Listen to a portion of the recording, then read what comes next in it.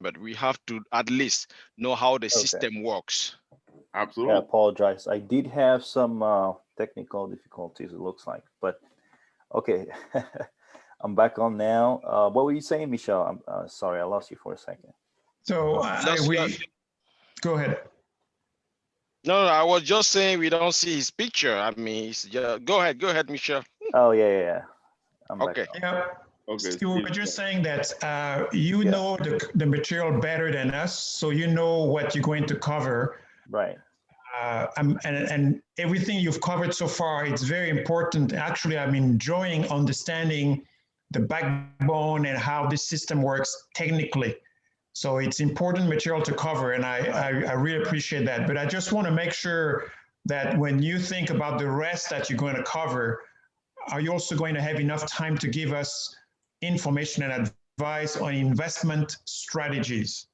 Yeah, Because if we had to choose between the two, personally, if you run out of time and we've covered a lot of yeah, technical information, to me, it'll be a shame because between the two, for me, it's more important to have investment strategy and understand, hmm, in your opinion, some of the pitfalls we can avoid, some right, of the advice you give us and things like that. right.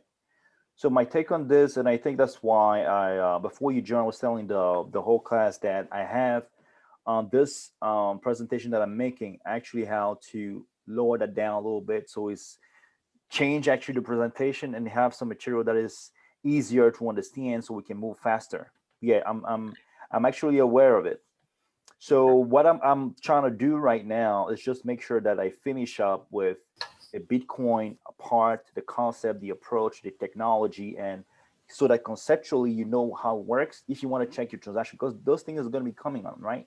There are some people in the class who do not even know how to perform a transaction, and sometimes you can have mistakes on the addresses. You can, like, you probably even don't know how to access the blockchain, how to see your transactions and see anybody else's addresses and stuff like that, because usually stuff like are really important when you're trading and moving money around.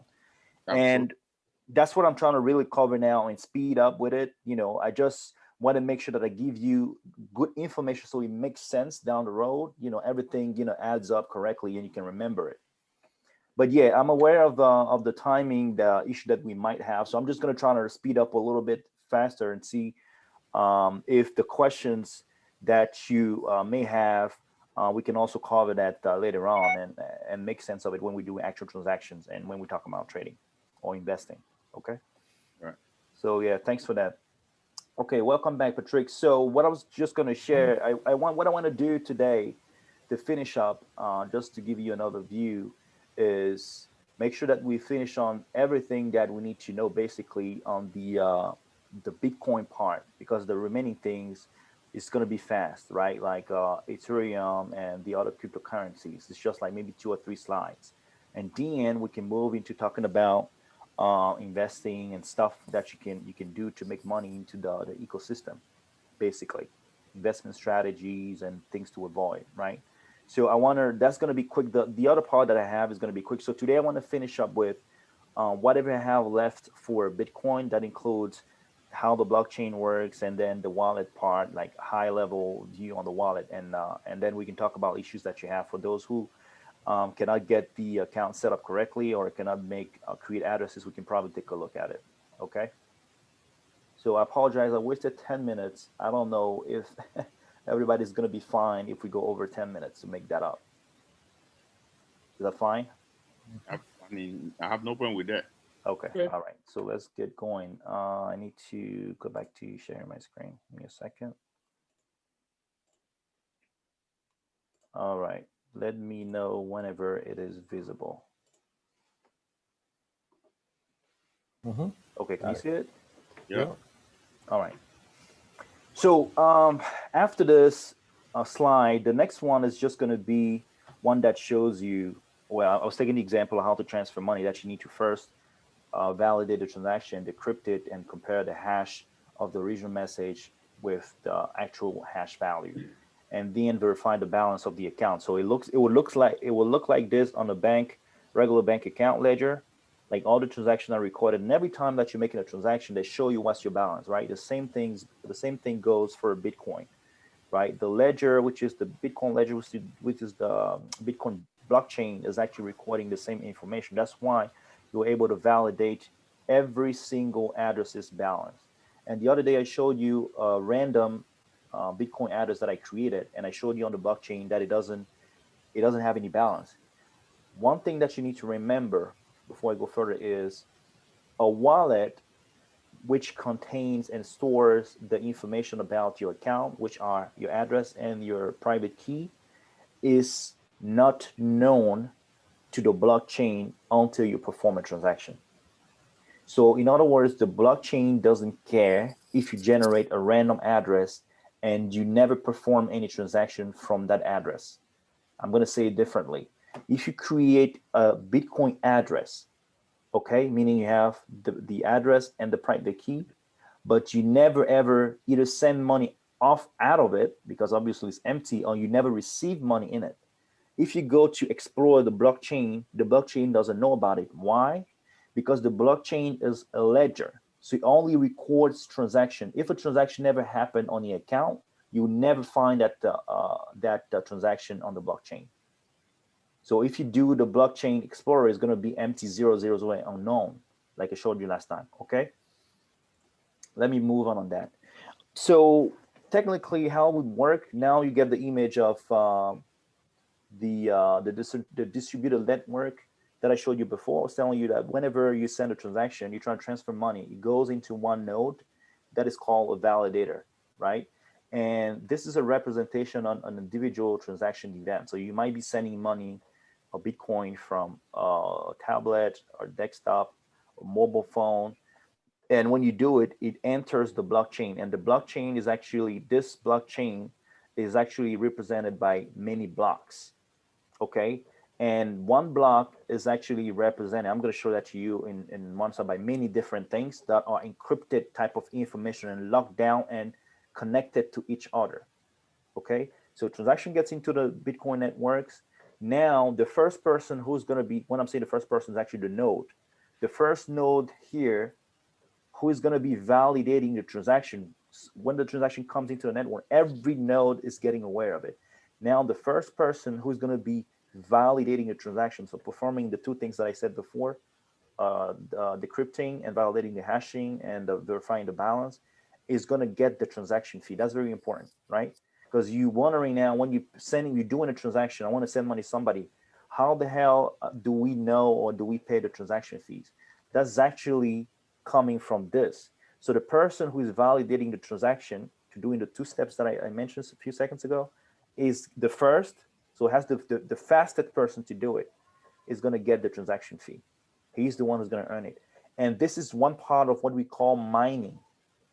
So if you hear about mining, is usually two things: either validating transactions or creating new blocks on the blockchain. I repeat that. Mining consists of validating transactions on the Bitcoin or any other cryptocurrency network, and two, creating a block on the blockchain. So for transaction Y, you have the transaction fee that is allocated to someone who is the first person who validated the transaction in. Now, other people might also, then when the first person validated it, some other people on the network, meaning the nodes, are also going to be acknowledging that the first person validated it and confirming as well, and writing that on the copy of the blockchain. Because I told you all the nodes have the whole blockchain on their computer, and they keep adding stuff to it. And there's a consensus into, okay, if a transaction is valid, everyone is accepting the transaction. That's why I was talking about having confirmation coming. Usually when you transact a lot of money, they ask you for 7, 8, 10 confirmations before they actually, refresh the money in your wallet. That's because of that, because those nodes are the ones that are performing the confirmation. And the 7, 10 confirmations are coming from 7 or 10 nodes on the network. That's enough. And the rest of the network is going to confirm also the transaction later on. But we don't really, at that moment, if we have 7 people or 10 that are already confirming, we're sure there's no issue with the transaction. So then it's going to get replicated later on the network. Okay. So mining, coming back on mining, it consists in first validating transaction, and second creating blocks. So how does that really work, right? A block is actually a one piece of information that has a lot of transactions into it.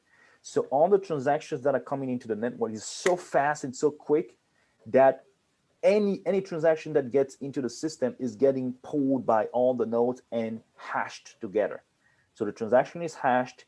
Those transactions together are hashed into the network for each nodes, and then the hash of those hashed are clubbed together and constitute what we call the Merkle root. This is what you see here, the root hash. And all that information is specific to every single transaction. You see here, there's three transactions, four transactions, 0, 1, 2, 3. Every transaction, when it's getting to the network, before you send a transaction, I told you before that you need to hash it. So it's getting a hash number through the hash function I showed you last time, SHA-256. After that, those two transactions, they club 2 by 2 at each node, right? And when they club together, they also hashed again. So it gets a different value. But you see that all the transactions that you're going to be putting into the system are going to be connected together till they get into what we refer to as the Merkle root that is also hashed afterward, right? I don't want to confuse you on that and spend, too much time, but just remember that all the transactions that you're sending into the network are encrypted, hashed together until, that's the important part about mining, a new block is created. Then we move on to that block and we start writing transaction into that specific block. Okay. So let's say we have this first block. The first block is made of few things. The block header, which is we also call it the block hash, right? And the block hash has the information of all the previous blocks that is behind it. It also has the information about the direct previous block that is also hash. So that's what we call a previous hash. And you have also now the root hash or the Merkle root, which is constituted by the hash of all the transaction into that specific block. Okay. So first you have the block itself. You have the hash of that block. You have into that same block the hash of the previous block that comes before it. You have the Merkle root, that is the hash of all the transaction within that block. And then you have one last thing that is important. You have what we refer to as the nonce. The nonce is actually the piece of information that is completing the puzzle that every single node needs to resolve in order to create a new block. That's the second part of mining when I was telling you about creating new blocks. First part, transaction fees, initiated from the validation. Second part is the block creation. That's actually where the money of the mining is. That's where people got rich into Bitcoin, is mining. So Satoshi Nakamoto made the system such as it's so difficult to solve that puzzle and created the new block that is going to take you approximately 10 minutes to find a solution, no matter what system you're using. That's just how he designed it. So it's something that is a little bit mathematical, and I don't want to come back to it, but just think about it as a function that they give you random numbers as an input, right? They tell you this is what the answer should look like. The answer should have 0 at the front, 2 zeros at the end, and that's it. And the answer needs to be generated with all the information on all the previous blocks on the current block plus the nonce, which is the solution. So the nonce is like a key that when you use all the information from the current block, the previous block, and you put that into the algorithm, it solves the puzzle. So it gives you what is the actual solution of the puzzle that Satoshi Nakamoto designed to be solved every time you try to create a block.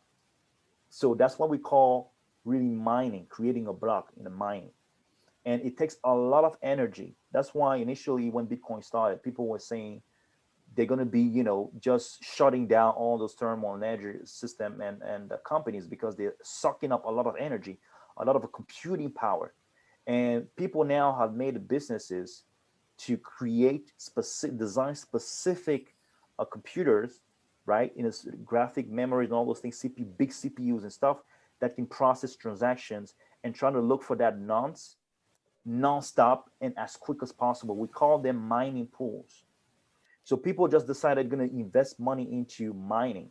They get let's say even like a whole house like this.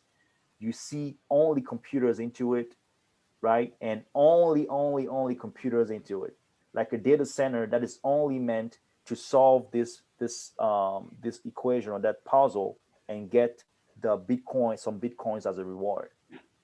And that's how they're making money, basically. And like I said, it takes a lot of energy to do it because the solution is extremely complicated to find because it's a random process. So you have to try to check all the different numbers in the nonce. So you vary the values, you check if it fits the solution. If it doesn't give you a solution, you go to the next number, you increment to the next number, you put that into the equation, you check if the value, it gives you the actual result till you actually get the value. So the first machine in the network that actually get to find the nonce, which is the random number that you cannot really solve that problem. You just have to guess it, basically. That's why it takes a lot of energy and power. It's not a solution that you can just do an equation and say, okay, I'm going to replace this and then find a solution. Something that you have to randomly generate numbers, put that into the equation and see if it works, if you solve the problem, right? So once you do that, you create a new block and you're getting rewarded some Bitcoin. I don't know. I think maybe it's 45 Bitcoins or something like that right now. And that reward is decreasing every 4 years. That's what we call halving. HALVING. So if you see that somewhere, what we call halving, it means dividing by 2. So every 4 years, all the computers on the network who are going to be performing and finding the solution on every block is going to get half of what they got 4 years ago. And then every 4 years, the value of the reward is going to decrease. And Satoshi Nakamoto made it this way so that the reward is going down, but the value of the Bitcoin is so that the value of the Bitcoin is going up and is maxing to 25 million. I remember you asked that question the other day, Jean-Claude, like what is the maximum amount of this Bitcoin that we can have? It's actually 21 million, okay? And he designed it to be mined in a certain way, so slowly going up and then being flat at the end so that people don't mine too much and the value of Bitcoin is not dropping. So he purposefully designed the system to have Bitcoin only rising in price because the less money, the scarcity of money is going to actually bring up its value. Okay, I spoke a lot. I probably confused you, but if you don't understand the full thing, don't worry about it. Now, why do we call this a blockchain? The answer now should be apparent, right? You should understand it now. You have all those different blocks that are linked together because, like I said, every block is having information about the previous block. Every single block is having information about the previous block that has the information about the previous block and all the transaction on each of those blocks. And they're hashed and encrypted so that you cannot create the next block if you don't find a solution to that puzzle that uses all the information of the previous blocks. That's why it's not even almost, it's impossible to hack the blockchain. Because that means that if you want to hack the blockchain one, you will need to hack all the nodes on the blockchain network, on the Bitcoin network. And there's a million, I don't even know, maybe billions of nodes into that network today, right? The second thing is you have to change and solve the puzzle for all the previous blocks so that they align and the next block that you're creating can actually be values that you change on the previous blocks. And it needs to make sense. That's why it's called the blockchain, because they are linked. Those blocks are linked together with information from the previous blocks, and the previous blocks. And currently there's almost 660,000 blocks. That means that if you need to hack the blockchain, not only you need to hack all the nodes into the Bitcoin network, but also you need to solve the nonce of the previous and change the solution of the problem of the previous 660,000 blocks. And if every block is taking you 10 minutes to solve to find a solution, How much is it? It's 6,600,000 minutes that you need to spend potentially to solve to do that. Let alone the fact that you need to corrupt all the other billions of nodes in the network.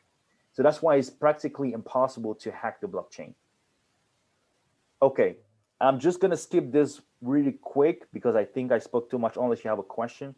But that's really just representing what I explained to you and how the transactions are clubbed together, encrypted, hashed together, etc., and then written into the blockchain together. Question? I have a question, Steve. Yeah. So, I've always asked myself, Mr. Satoshi, the famous guy or the famous organization. Yeah. So apparently we're not sure it's an individual or an organization, right? Right. So he actually kind of designed the rules. I hope he's a trillionaire today. No, actually, he left the project back in. Oh, Yeah, he left it. that's shameful. Wow. Yeah, you know. He I mean, went for broke. some, Think about it, Desiree. He gave us the headache and left. Okay. no, that's a good question because other people created other cryptocurrencies and they made billions. Yeah, because the guy created the rules here. I mean, So if he were to create a thing and just maybe mine, because he knows how all those things work, and mine exactly. bitcoins for himself, he could have been billionaire. But the Okay. problem with this is he will still need to perform the exact same work that everybody else does. Yeah, yeah. Then and that work, finding the solution, and that's one way of creating the block. There's two ways of doing that. And on the blockchain, the Bitcoin blockchain is called the POW. You're probably going to see that. Don't worry about it too much. It's called the proof of work. Okay. So that work that you do, meaning you have to solve that puzzle and find the nonce that solve the puzzle, that's what is called the proof. You have to show the proof of work. And as soon as you get that solution, the first, everybody else is made aware of it, and then they cannot solve it anymore. Now the block is created, the next block is created. The person who find it is rewarded with whatever number of Bitcoin is currently the reward, maybe 25 Bitcoins or something like that. And then you have to go to finding the next block. And the first person who's going to be finding the next one everything is going to be locked on. He's going to get the reward, and then we're going to move to the next block. That's how the whole chain is going to be connected together, and people are making money off of it. Okay. So, Steve, just to add something to what Desiree just said, Right. pretty much everybody can. Mining is something that everybody can do, right? As long as you have all the equipment and. Yeah, everybody can do it. You can actually download the software to mine. It's available online, and actually this is what is going to look like if you do download. If you want to be part of a mining pool, so you can just put your equipment, download the application, right, the code to do mining using the protocol, the Bitcoin protocol, and you're going to be downloading the whole blockchain. So the 660,000 blocks, you're going to be downloading that. And as in 2015, that block was 50 gigabytes, right? So you need also you have a computer that can hold all that. And then it keeps increasing, and one block is 134 blocks. So that's really what it's going to look like. So if you download actually even on a Mac computer running the thing, that's how it's going to look like. This is the first block, 0000. This is the second block. So you have right now still 660,000 blocks. Now, is that the reason why you say every 4 years the value is divided by 2? Is that because more people are becoming miners? Not necessarily. It's just for that the value of Bitcoin can keep rising, right? Because it has to be initially when Bitcoin was created, people who were mining were getting a lot of Bitcoin as a reward. So the curve, actually, I'm going to show you how the curve went. I have a document here. Let me pull it real quick. Let me see. I'm going to show you real quick what it looks like right here. So this document is going to show you a little bit of that curve. And Satoshi Nakamoto wanted the value of Bitcoin to keep rising and slowly right here. So this document is going to show you that. There we go. You see? So this is the reward initially. Okay, so initially, the person was mining back in 2009 when it was created. The person who was resolving the puzzle and creating a new block was getting 50 Bitcoin, 50 Bitcoin, Wow. and That's then slowly it 100,000. increased. So I think we probably around maybe I don't know maybe 10. We're probably at 10 now, something Bitcoin. And every 4 years, that's why you see this line slowly decreasing, right? So At when some it becomes point, zero, yeah, at some point after the 21 million, because I told you the limit is 21 million, right? So when we okay. reach the 21 million total Bitcoin issuers, no more Bitcoin can be mined. So we cannot create we cannot have any more reward for mining, but we can still create blocks, right? So when you Okay. create blocks, then you're going to be paid in transaction fees. You're not going to be rewarded anymore because we already reached the maximum number of Bitcoin in circulation. Okay. Okay. So coming back to you, that's actually a good question. One way of making money into Bitcoin is mining. But unfortunately, like I said, it's not really the good time now because not only there's already a lot of people with a lot of capacity mining pools. So those are big guns having thousands of, they're actually usually even calling mining farms. Like, you know how you have a farm when you have a lot of cows and all those things? They have a lot of computers and into houses where it's only computers trying to mine and find a solution to that puzzle and get rewarded.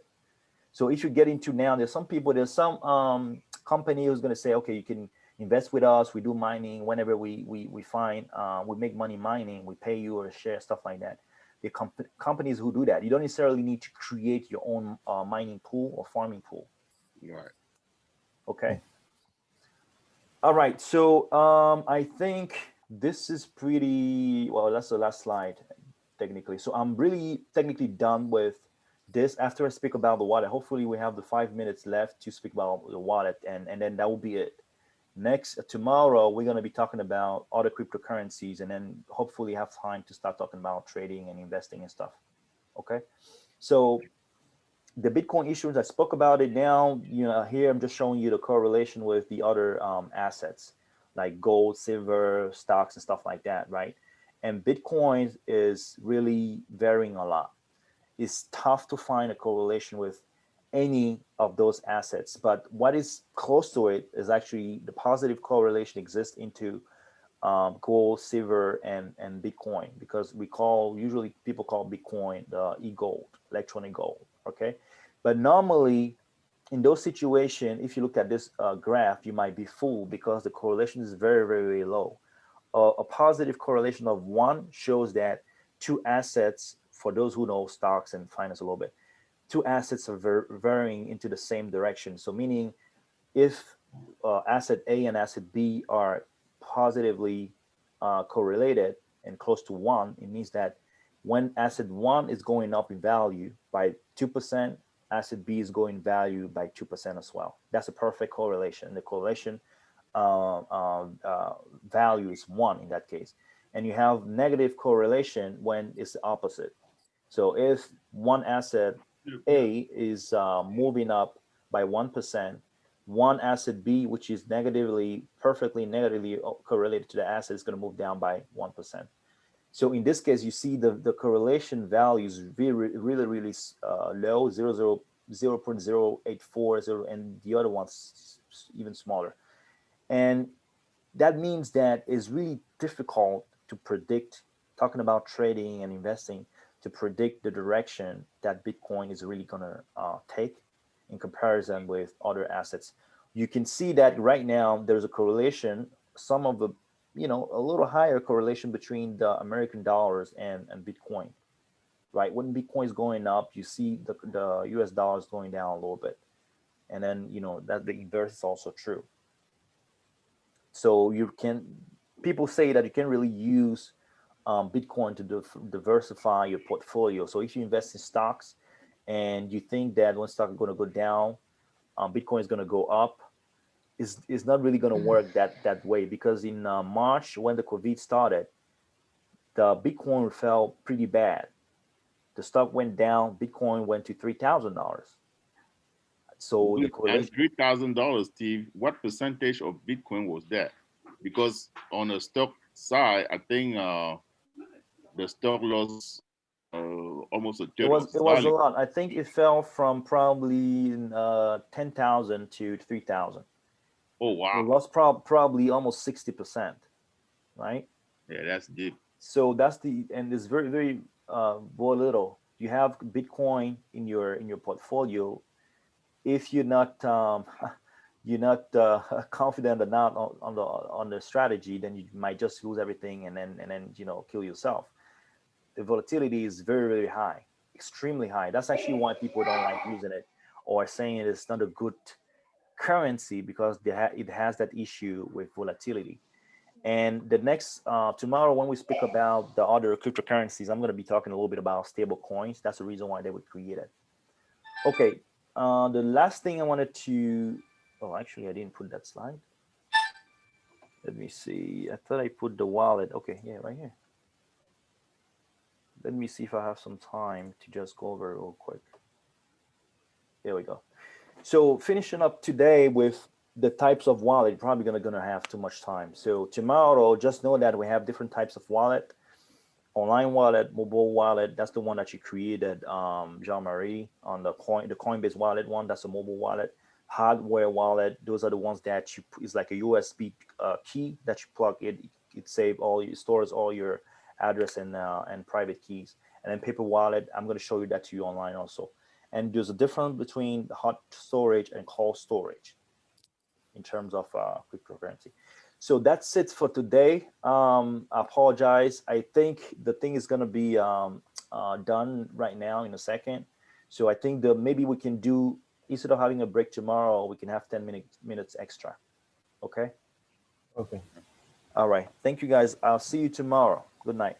Mm-hmm. All right, good night, Good guys. night.